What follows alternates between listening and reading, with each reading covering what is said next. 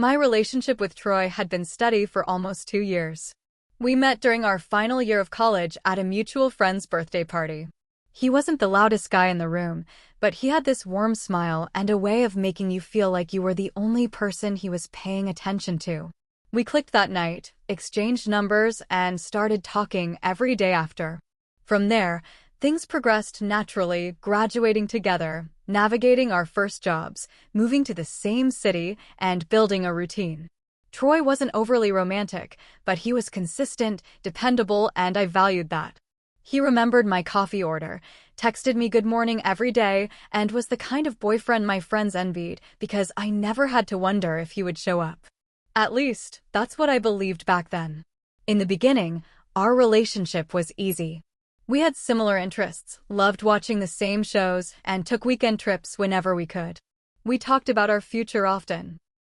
Marriage, maybe buying a place together in a couple of years, even names for potential kids. Troy didn't rush anything, but he made me feel secure. I thought I could trust him completely. But over the last couple of months, something felt off. It wasn't one big thing at first, more like small cracks forming in the perfect picture I'd been holding on to. He started acting distracted when we were together.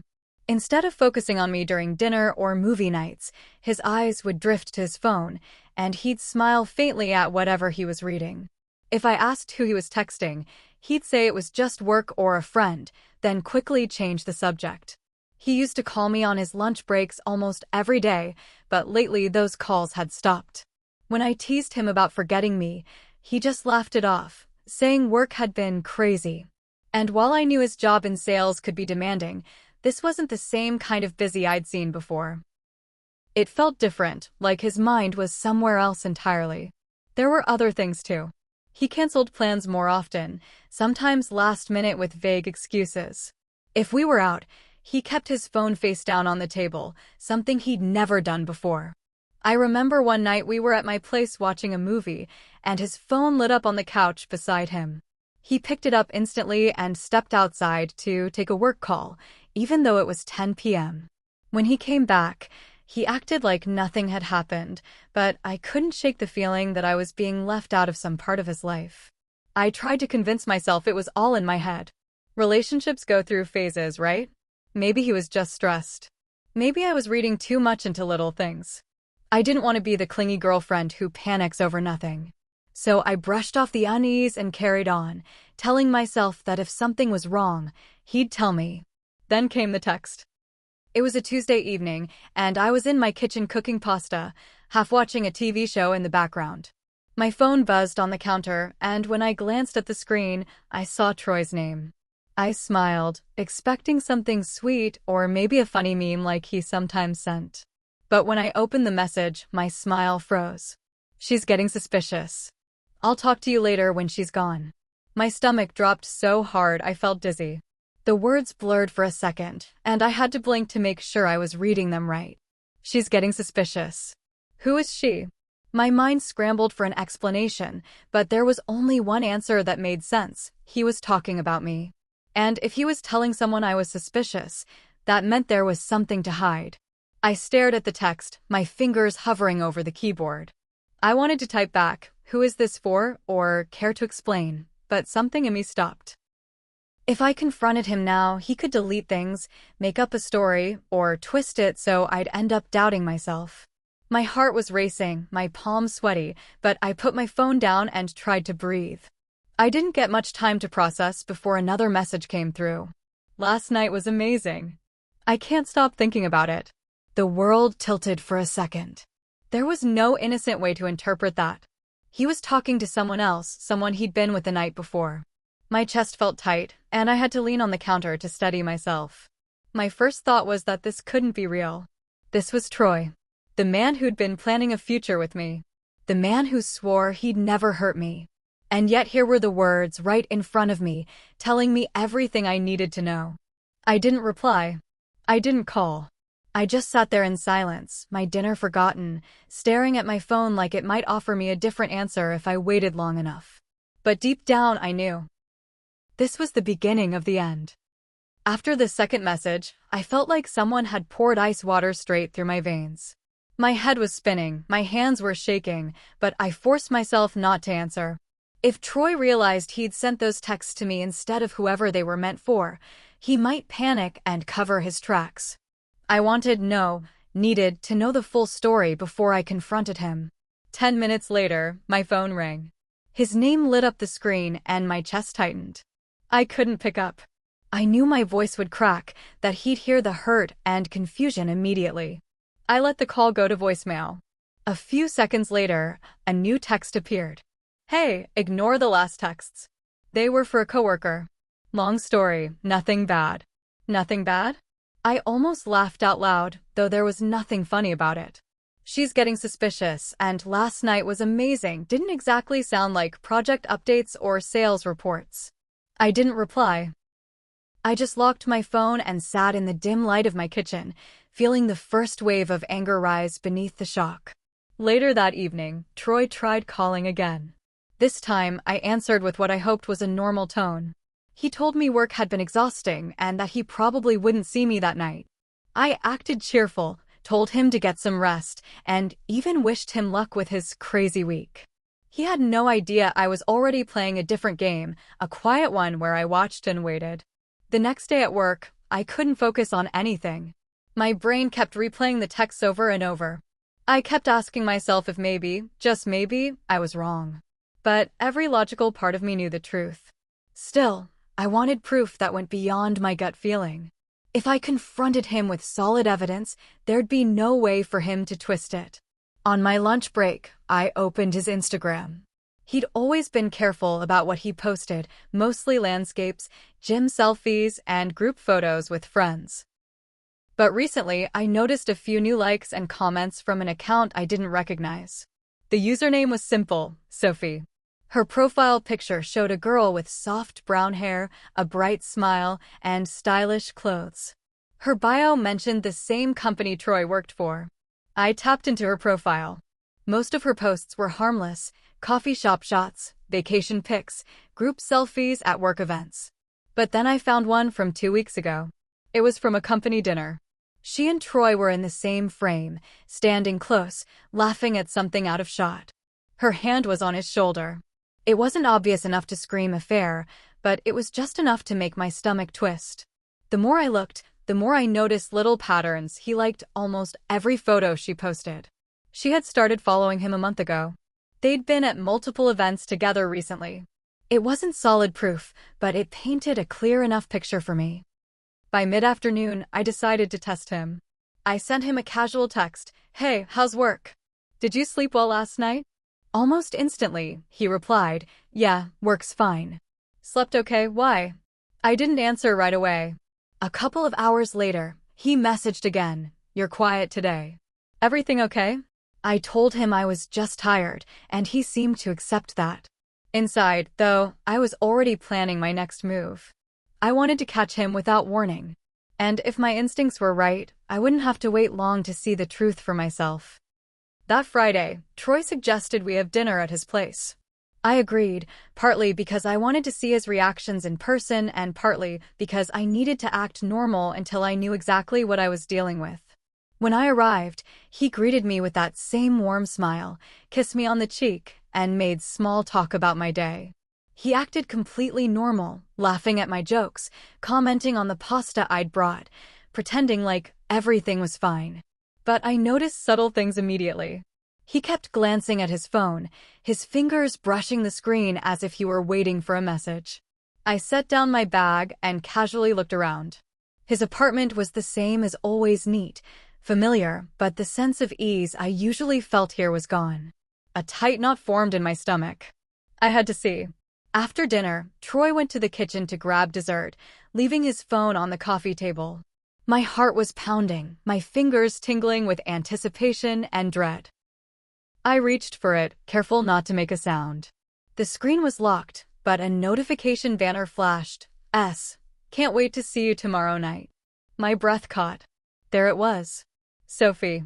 The message wasn't ambiguous, and now I had concrete proof of what I had suspected. I didn't confront him that night. I didn't say a word. I smiled, laughed, acted like everything was fine. But inside, my mind was spinning. I needed to know how far this went and whether he was planning to continue deceiving me. I stayed until late, careful not to reveal my discovery, and left with a calm that felt foreign to me. The next morning, I woke up with a clear plan forming in my head. I needed undeniable proof of what was going on before I confronted him. I started gathering everything I had, screenshots of the mistaken texts, his messages about her, and last night, Sophie's Instagram posts, and now my own observation from the night before. Each piece alone could be dismissed, but together, they formed a pattern impossible to ignore. Later that day, I sent Troy a casual text, "Want to do something tonight?" He replied almost immediately, "Can't, meeting with a client." I didn't push. Didn't ask questions. I simply said, "Good luck," inside. My resolve hardened. I would confront him, but on my terms, with everything ready. Around 7 p.m., I decided to see for myself. I drove to his apartment, but parked down the street, out of sight. Moments later, I saw him leave, dressed nicely, heading downtown. He wasn't alone. Sophie was walking beside him, her hand brushing his arm as they laughed at something I couldn't hear. My chest tightened. I gripped the steering wheel, my mind racing. There was no denying it now. I didn't follow them. I didn't need to. Seeing him like that, smiling with her, confirmed every suspicion. The realization hit me in waves. All the missed calls, late-night texts, distant behavior, everything was connected. Troy hadn't just been distracted, he had been hiding something from us. My stomach churned with a mix of betrayal, anger, and disbelief. That evening, I sat in my car for nearly an hour, processing what I had seen. I knew what I had to do next, confront him with evidence he couldn't deny. The next morning, I woke up with one thought. No more waiting, no more pretending. I needed to confront Troy, but I wasn't going in blindly. I spent the morning compiling everything I had, the mistaken texts, his messages about her, and last night, Sophie's Instagram posts, and my own sighting the night before. Each piece alone could be dismissed, but together they told a story that couldn't be ignored. I had undeniable proof. I texted him casually, asking if I could come over. He agreed, his usual warmth in the words masking nothing. When I arrived, I acted normal, smiling, laughing lightly at the small jokes he made, chatting about mundane things like our week. I wanted him to feel safe, to underestimate me, until the moment he saw the evidence. After a few minutes of small talk, I set my phone on the coffee table and slid it toward him. "Care to explain these?" I asked, keeping my voice calm, almost detached. His smile faltered, just slightly, but enough for me to see. He glanced at the screen, then back at me. There was a pause, a crack in his usual composure. He muttered something about misunderstandings and work events, his eyes darting away from mine. I cut him off. "Don't lie to me, Troy. I saw you with her last night. Don't even try to tell me it was just dinner or work." His face turned pale. He tried to protest, saying that they were just friends, that nothing serious had happened. I pointed to the texts. "Last night was amazing? She's getting suspicious? That's not how you talk to a friend." "Who is she, Troy? Who exactly?" He sat down, defeated, the words finally coming. He admitted they'd been talking for a couple of months. Talking was such an understatement. He had been seeing her, lying to me, sneaking around, and pretending everything was normal. My chest felt tight, my hands balled into fists, but I kept my composure. There was nothing to salvage here. I told him it was over. There was no negotiation, no pleading, no excuses that could fix this. I walked out of his apartment without looking back. I blocked him on everything: calls, messages, social media. I didn't want to see him, to hear from him, or to be reminded of the betrayal.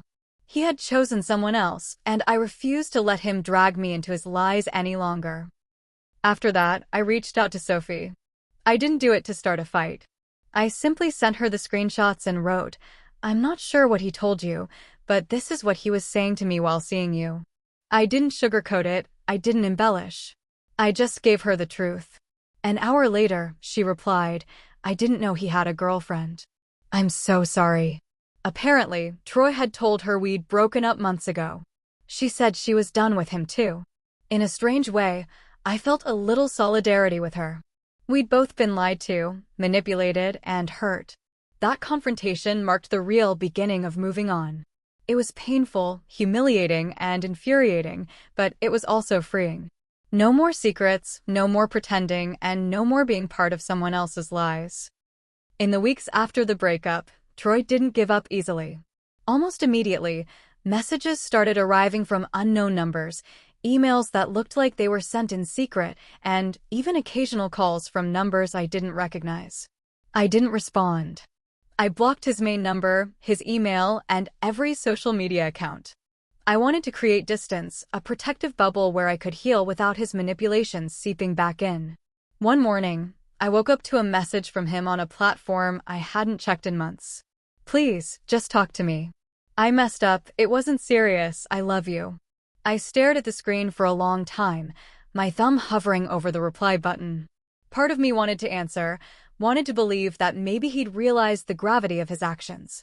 But I remembered the texts, the lies, the night I saw him with Sophie, and my finger pressed block. He tried again a few days later, showing up unexpectedly at my favorite coffee shop. I was sipping my latte, scrolling through emails, when I noticed him standing near the counter, looking around as if he expected to see me. I ignored him, kept my focus on my laptop, and left before he could approach. That was the last time he tried in person. The emotional roller coaster didn't end instantly, of course. I went through waves of anger, disbelief, and sadness. I questioned myself, wondering if I had missed signs, wondering if I had done something to drive him away. But deep down, I knew this wasn't about me. It was about his choices, his inability to be honest, and his decision to betray someone who trusted him completely. During that period, I leaned heavily on my friends and family. They reminded me of my worth, of the fact that his actions reflected on him, not me. I focused on my work, my hobbies, and little things I had neglected, weekend hikes, new books, even cooking elaborate meals just for myself.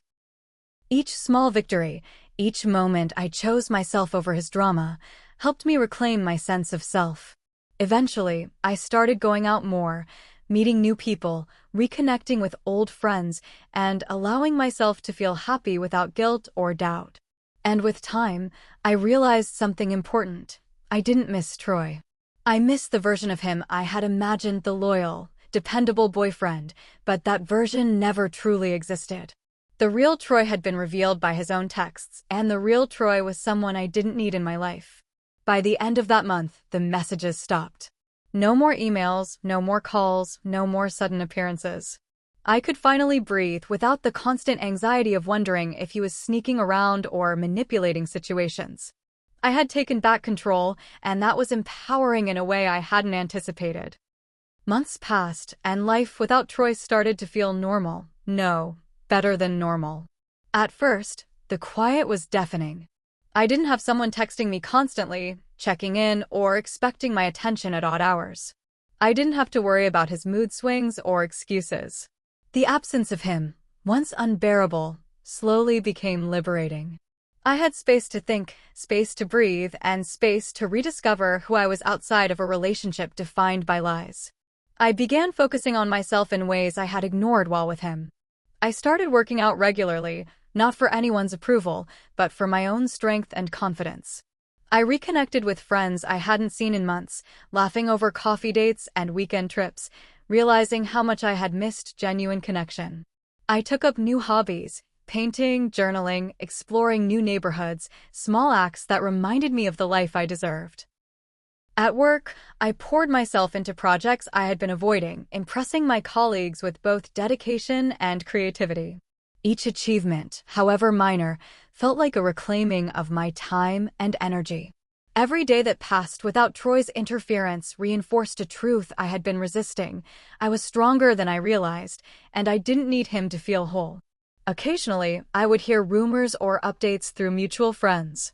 Troy had quit his job and moved to another city. Sophie had cut him off completely. Instead of feeling satisfaction or gloating, I felt relief. Relief that the chapter had ended, that the person who had lied and betrayed me was no longer part of my immediate world. I didn't need revenge or explanations. The truth had been revealed, and I had taken control of my own narrative. Sometimes, I would remember the night I saw them together, the texts, the lies, and the gut-wrenching betrayal.